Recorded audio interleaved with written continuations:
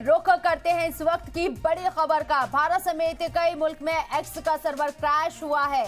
X users नहीं दिख रही है अब उनको timeline update. Social media platform x से क्रैश हो गया है। सोशल मीडिया प्लेटफॉर्म एक्स की सर्विस डाउन हो गई है, जिससे यूजर्स परेशान हैं। यूजर्स ने शिकायत भी की है। ये बड़ी खबर आपको बता रहे हैं। खलीज ममालिक की खबरों का रुख करें उससे पहले सोशल मीडिया पर ये एक हंगामा मचा हुआ है, क्योंकि आपको बताएं कि भारत समेत कई मुल्क में एक्स का सर्वर क्रैश हुआ है। एक्स यूजर्स को नहीं दिखाई दे रहा है और अब timeline update social media platform x से क्रैश हो चुका है, जिसमें सोशल मीडिया प्लेटफॉर्म एक्स की सर्विस डाउन हुई है और परेशान यूजर्स ने इसकी शिकायत की है।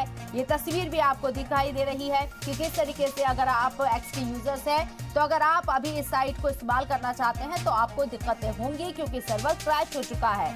भारत समेत हिंदुस्तान समेत कई मुल्कों में इस तरह के हालात हैं और इसके साथ ही आपको बता दें कि यूजर्स काफी परेशान हैं।